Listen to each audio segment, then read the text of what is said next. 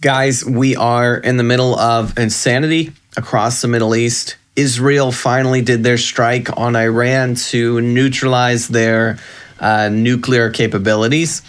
Our team has been working to try to put together as much information as we possibly can. We wanted to do this special broadcast here on Sunday because there is so much going down right now in Israel, in Yemen, in Iran. And we wanted to bring the details to you as quickly as we possibly can. Fair warning, we are in the middle of a war, and so with that, some of this may change. We'll probably have live information coming in as we talk here, and some of the stuff we talk about may come out to not be true. We're doing our best to try to find accurate information, but it is really difficult to tell what's true and what isn't, as all these rumors are coming off the rumor mill as we speak. I'll try to specify what I know to be for sure true versus what may be true or what might be a rumor. As I said, things have been absolutely crazy as this war has ramped up very, very quickly. So to start off with the initial attack itself, as Justin covered, I believe, on Friday, Israel pulled off a master deception, is what it's looking like so far. Trump was saying that the talks between America and Iran would continue. They had more talks scheduled, I think, for Saturday, for yesterday.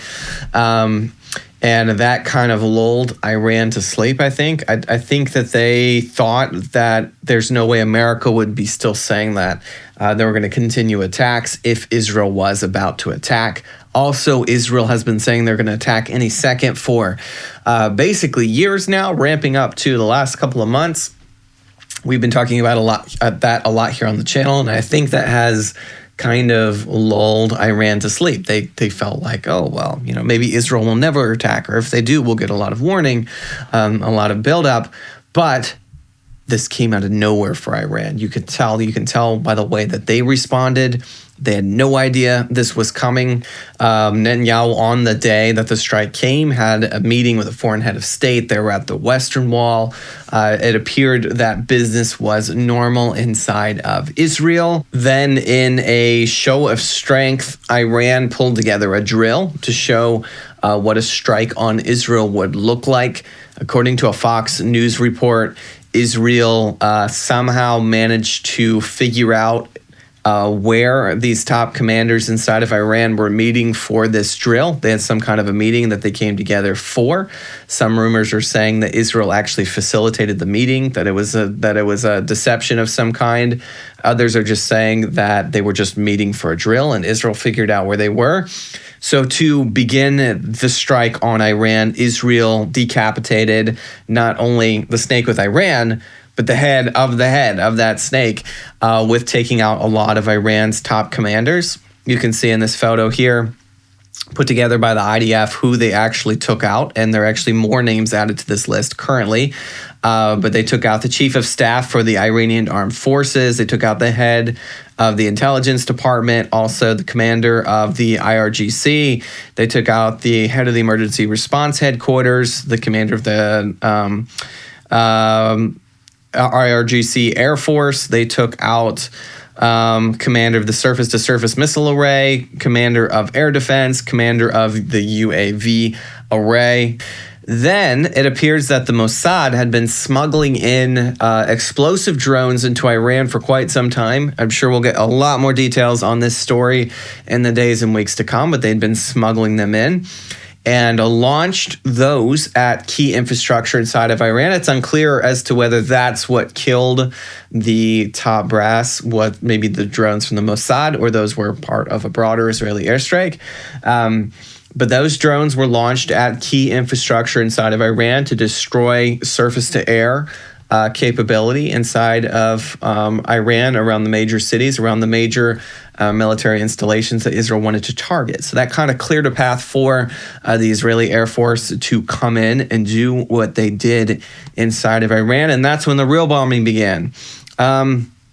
There are reports that Israel basically had their entire Air Force in the air over the course of that night, not only guarding the homeland inside of Israel, but striking inside of Iran, and I'm sure guarding around other sensitive areas inside and around of Israel. as well. Nuclear sites inside of Iran were hit, not every single one, but major installations were hit. Israel was able to take out key fighter jet installations on the ground inside of Iran as well. As far as I've heard, I think Iran's Air Force is basically neutralized. I haven't heard any reports of Iran actually operating a functional Air Force so far in this war that's happening. Fairly quickly after the initial strikes, Iran was able to get suicide drones in the air. I'm not talking about drones. I'm talking about like drones, like huge Air Force drones. They were able to get about 100 in the air, according to reports. So those headed for Israel, but the drones were pretty slow moving. And so Israel was actually able to hunt those out of the sky using fighter jets. I'm sure some air defense as well, Iron Dome arrow systems as well. There are reports that Saudi jets helped hunt those down over Saudi Arabia. Also, Jordanian jets helped hunt those down over Jordan. Reports are saying that America wasn't a part of hunting those down like they were in the past. Iranian attacks that happened last year, that they left that to Israel, but it seemed like Israel was able to handle that. As far as we know, no drones actually made it into Israeli airspace or actually hit anything inside of Israeli airspace. Since then, there have been about 5 waves of ballistic missiles fired from Iran to Israel. We'll get into the details of those missile attacks in a second. But before I do that, I want to bring some context to this whole thing. Some very, very important context as the internet does its thing, as the critics do their thing of Israel, as the anti-Semites surface across the United States and Europe. Iran had enriched uranium up to 60%. That's not according to Israel. That's according to the Atomic Agency in the United Nations. 60% enriched uranium, according to what I've read.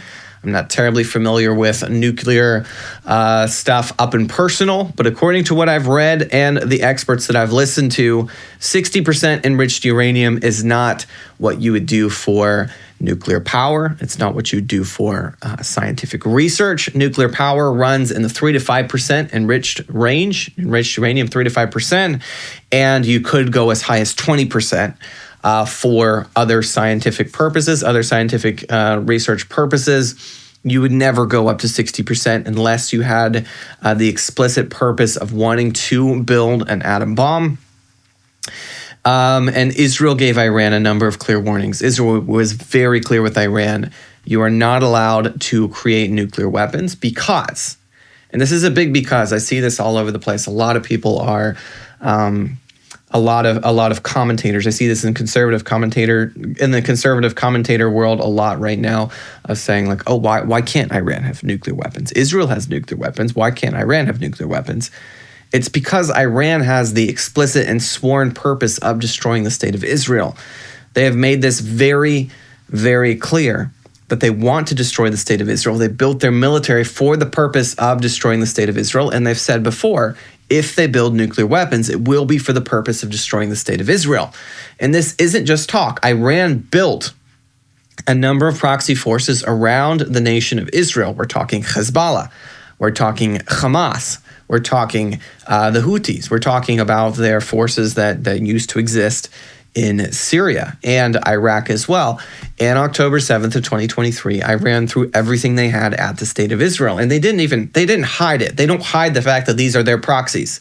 They are very open about it. Iranian leadership, the IRGC, is very clear that all of these countries are their proxies for the explicit purpose of throwing the Jews in Israel into the sea. And they attacked Israel with everything they had, leading up to twice last year, firing hundreds of ballistic missiles. We're talking about missiles that are, a story high, 2 stories high, massive ballistic missiles with warheads that have a ton of explosives, literally an entire ton of explosives at the nation of Israel.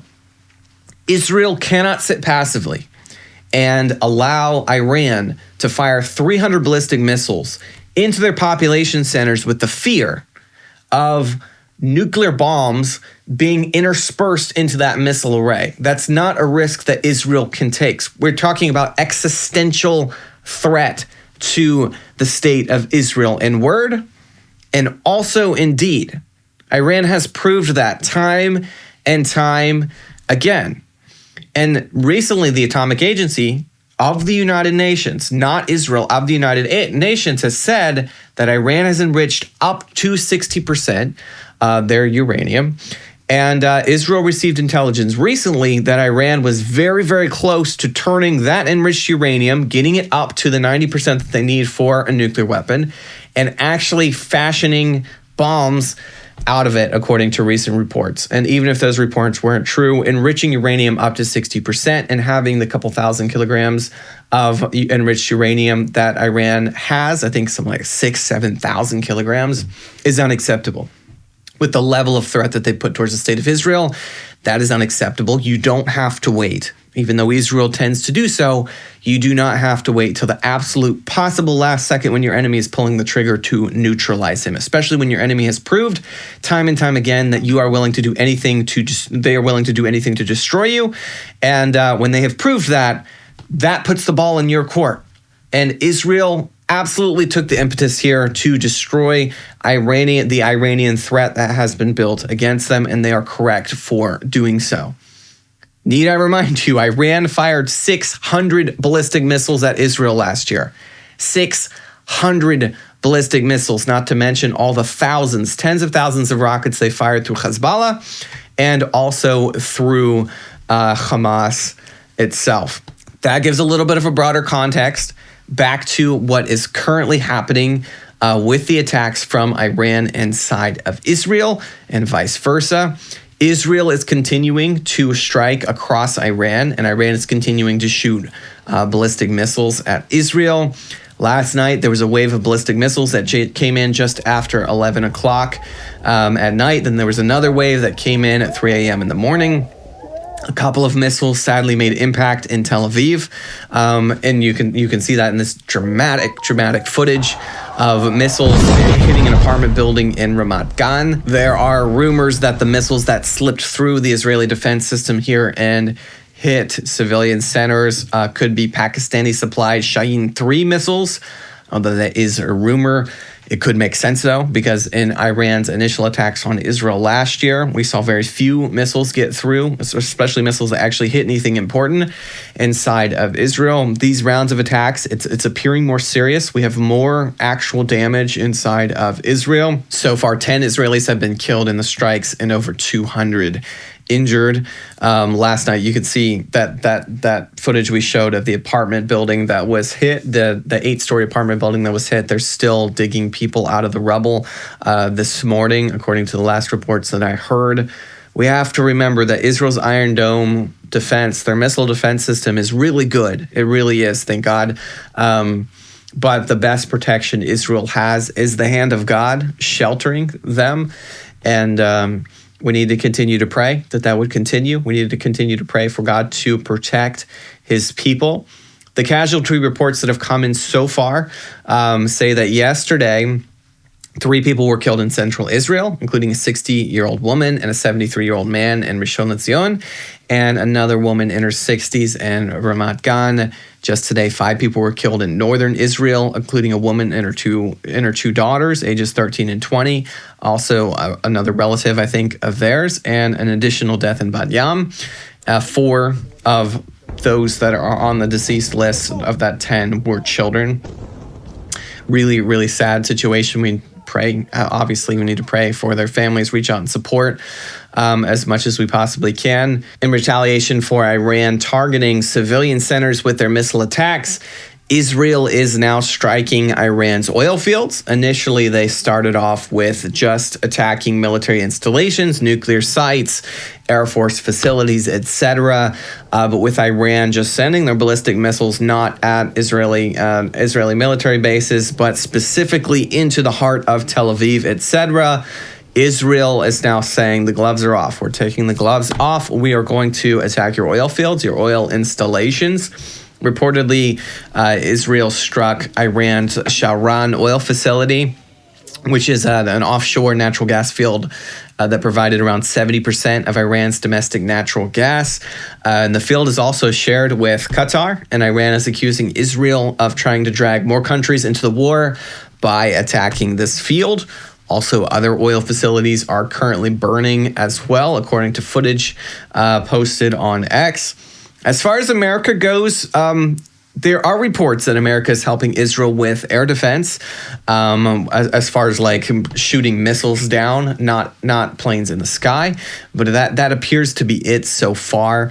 Trump has threatened to attack Iran with unheard of levels of intensity if they attack U.S. assets in the Middle East, trying basically to keep America out of this. Trump really doesn't have the support in the base, in the MAGA base. He doesn't really have the support to go after Iran personally, as far as America goes.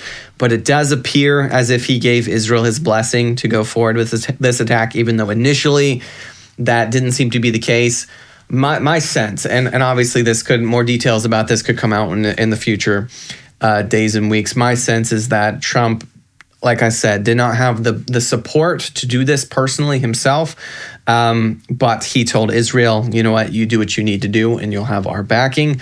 Publicly, I'll be kind of standoffish. I'll be a little, I'll appear to be neutral in this whole thing, but privately, go for it. That seems to be what's going on, especially because very quickly after the strike took place by Israel, Trump came out and told Iran, like, hey, we told you, you should have negotiated. You should have accepted our offer, but you didn't. And this is the consequence. That's what Trump told Iran in a nutshell. And also, Trump, at the beginning of the negotiations between America and Iran to try to get them to stop their nuclear program, Trump gave them 60 days. He said, you have 60 days to make a deal or else things will go very badly for you. And Israel's strike happened on the 61st day. So that leads me to conclude personally that America was okay with Israel doing what they did and gave them their permission, their blessing, quote unquote, to do so.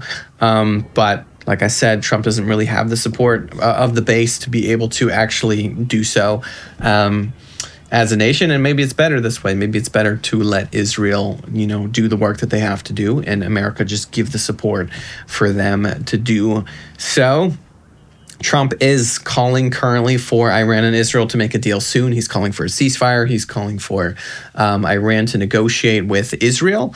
So I don't really know what that's about necessarily. I don't know if he's trying to throw the Iranians off or he's legitimately calling for Iran to negotiate with Israel. It seems kind of crazy for him to call for negotiations when Iran is currently burning, like huge portions of Iran are currently burning. And as reportedly, the Iranian government is currently fleeing the country. We don't know if those rumors are true or not, but according to reports, last night Iranian airspace is currently closed, and there was a 747 that took off from the Tehran International Airport and then immediately went dark with an unknown destination. So we can only speculate who was on that airplane. It could have been parts of the Iranian government fleeing. This morning, I think it was chief of IRGC, chief of staff, or chief of defense, or something like that, was supposed to do a meeting with CNN, was supposed to do a call with CNN to give kind of the Iranian perspective, and he didn't show up. He just didn't show up to the meeting. No communication or anything. So we can only speculate, but perhaps the Iranian government is currently fleeing. I mean, if they're dropping like flies to Israeli strikes, I wouldn't blame them for fleeing the country. Shortly after the attack began by Israel, the Iranian government turned off internet access across the country, trying to suppress a sympathy revolt, of revolutionaries taking advantage of the fact to overthrow the government. But Elon had his Starlink on in Iran, kept the lights on. Internet access is still there across Iran, as far as I know. So who knows who will try to take advantage of this situation. Chaos. Iran is in a lot of chaos. Israel is continuing to strike key targets all over the place. Power is out in a lot of Iran. In Tehran, we have these videos of sewer pipes bursting and sewer just running down the streets. We have videos of Iranians fleeing all the major cities, trying to get out, trying to find safer places to be. On the world stage, just to back up a little broader, we just talked about what America is doing. China reportedly is making secret airdrops into Iran with military supplies. Chartered flights from Iran turned off their transponders when they entered into Iranian airspace and dropped supplies. That's a rumor. We don't know if that's true or not. Also, Pakistan's defense minister has publicly pledged to defend Iran and has called on all Muslim countries to unite against Israel. There are rumors that Pakistan is providing Chinese fighter jets to Iran to help defend Iranian airspace. So we don't know where that is going to go. Either officially, Saudi Arabia, shortly after the attack, came out openly and condemned Israel's attack on Iran, although we know for sure that in private they are rejoicing and they are sending congratulatory notes to Israel because Iran was a huge threat to the Saudis. Israel and Saudi Arabia had a common enemy when it came to Iran, but they're playing the political card currently because of their alliances with officially condemning the attack. And Yemen has joined in the fray with shooting a couple of missiles at Israel. Israel did some strikes in Yemen yesterday, I believe, and took out a top commander inside of Yemen, according to reports. We don't know if that's actually confirmed yet either. Reportedly, the UK is moving fighter jets and military assets into the Middle East, although they haven't confirmed if they are coming to Israel's defense or not. So this is a wild situation. This is a developing situation. So far, thank God, it seems like things are going really, really well in Israel's attempt to neutralize this threat that is called Iran. Iran is on fire. Iran is burning. The leadership of Iran may be fleeing currently. And hopefully, God willing, Israel will be able to finish the job. They will be able to wipe out any desire for nuclear weapons inside of Iran, and also any of other Israel's enemies that want to destroy them as well. Hopefully, God willing, there won't be any more casualties inside of Israel. We need to continue to pray for God's hand of protection over Israeli civilians, over the fighter pilots in Israel's skies. Continue to pray and show our support for the nation of Israel now like never before. I think that's it for now. Like I said, this information is constantly updating. There's constantly new stuff coming out. So stay tuned here at the Israel Guys. We will try to post as much as we can, as often as we can, to keep you updated with the most accurate news coming out of Israel and the Middle East. Thank God. Thank you for watching. Please, if you find value in this channel, subscribe, leave a comment down below, share this video with as many people as possible. There is so much fake news and misinformation coming out about Israel and Iran and the Middle East right now. It's crazy. We have to get the real news out. We have to get accurate reports to the public. So please do your part by sharing this with your friends, with as many people as possible. And again, thanks for watching.